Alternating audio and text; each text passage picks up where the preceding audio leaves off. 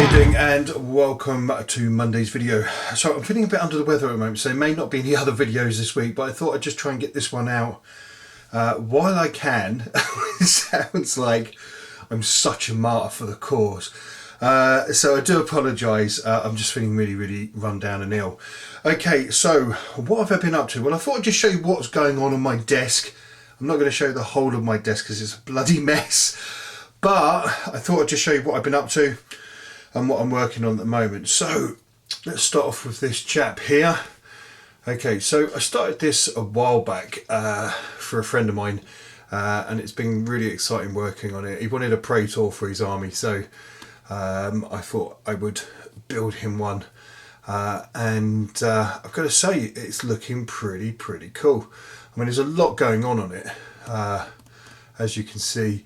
Now it's not from what I know of, it's not a Emperor's Children army, but it's the same sort of colour scheme, purple with white, and now I've broken it up with a little bit of red and lots of gold as usual, as it's my signature favourite paint, but I wanted to sort of just break up the purple, otherwise it could look quite bland. So, and plus, you know, he's an officer, he's high ranking, so I wanted to give him his regalia, which is well deserved as far as I'm concerned, and it's a really lovely piece to work on. I've got to say, the Tartarus armour I'm starting to get a bit more excited about than I did before. It's a really lovely set of armour. Okay, so what else have we got? Well, I've been working on some green stuffing for my Space Wolves, so I've just been playing around with some plastic bits and pieces just to see what you can do with them, and I wanted to try doing some fur on the back of the cloak that comes with this guy. I think he's going to make sort of like a, I've still got some other bits and pieces to do to it, play around with it, so maybe some wolf icons and stuff like that sculpt onto there. But I'm just sort of trying to test myself and play around with bits and pieces just to see what I can do, and see what interesting parts that are out there that I can convert and stuff like that. Now we'll be doing a tutorial a little bit later on, because I need to do the same thing with this guy. And I've had him sitting there for ages. A good friend of mine, Sam, let me have that out of his box set, and I gotta say it was kind of cool to have it sitting there. So I'm thinking that I'll do a tutorial on fur on the back of this one, because I need to do the same thing for this one as well. Okay guys, so let's move on to the next one. Howdy guys, and welcome back. Okay, so this is going to be a 20-man squad when it's finished. If you've been watching the private channel, you'll have seen me working on it and talking about it. But I thought I'd show you guys how this is progressing. Now, the whole idea of this is a 20-man squad. I forgot what they're called, like Invictus or something like that. I don't know, I can't remember. But it's Ultramarines, and the idea is that it's sort of a ragtag unit in Calf that are picking up weapons as they go along. So hence why some of them have got some World Eater shields and some Word Bearer as well, and they're armed with all different types of weapons. Now the idea is that you could either have this squad as a breacher squad, or you can use it as a fancy squad sort of thing and break them up into 210s. But the idea of having all the different types of weapons is, it was a theme thing. It's not so much that that's what they have in game. You can either use them as close combat, a breacher, or you can use them as the special unit and break them down into 2 units of 10. And I wanted to give him something that was following that whole theme of guys that are surviving the Calf invasion sort of thing. So let's take a closer look. So we've got here sort of like a main character, sergeant so to speak, with a power weapon just there. Now I've gone for the whole armour's matte looking, but the actual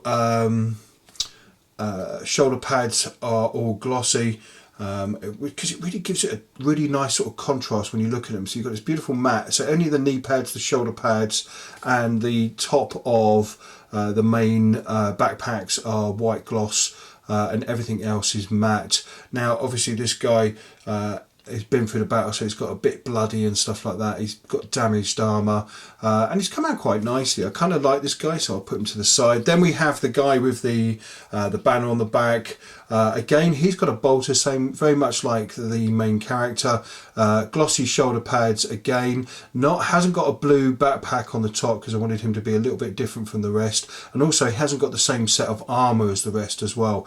And some of this is Forge World, and some of this is the plastic stuff. So upper body, shoulder pads, heads are, and on this one, our legs are made up from the Forge World. The rest is upper body, head, shoulder pads, and then it's the Betrayal of Calf box set plastic legs. So you'll see a bit of a contrast because some of them are thinner, some of them are wider, but it's just kind of nice because it gives it a whole different look. So there's this guy, so he's come out quite nice. I'm quite happy about him as well.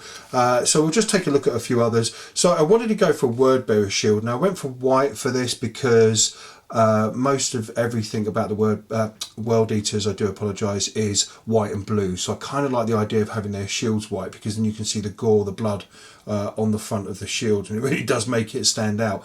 Again, he's picked up like a Word Bearer chainsaw, and you can see like a nice contrast, which really sort of breaks the whole thing up. Instead of just being blue and white, you've got a bit of red in there, and then we've got the splatter from the chainsaw across the shoulder pad, which is really come out quite nicely. And again, you've got a lovely matte body to finish it off. That sounded quite weird. And if we look at some of the others, for example, he's got a World Eater chainsaw, and we can see the splatters of the gore across the chainsaw and across his shield at the front as well. Now, a nice tip is when you're flickering the blood is also just drag it down as well, so you get that running down effect, which is quite nice as well, and it gives it a mixture and breaks it up quite nicely. Now we'll be doing a painting tutorial on this a little bit later on when I get to about 19 and I've got one character left, and we can just do a painting tutorial on it.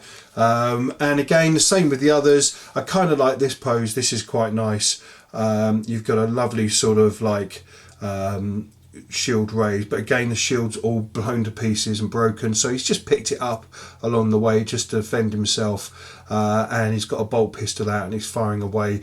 Again, we see some damage to the armor, and it just makes him look a little bit different from the rest. Now this is using the plastic legs. They're slightly thicker than the Forge World ones, but again it does make it look quite cool. I kind of like it. Now I was going to go for white studs on the leg, but I thought silver or bolt gun metal just highlighted with silver would look a lot better as well, and I think they do stand out. And again, the knee pads, shoulder pads and helmets with these ones, and the backpack, as you can see, just the white sections are all glossed up as well, which makes it look quite nice. And then we get down to the final set of guys, and they've all got like the white shields with the ultramarine icon on there. I didn't have any heresy icons left, so I've had to sort of chop them up.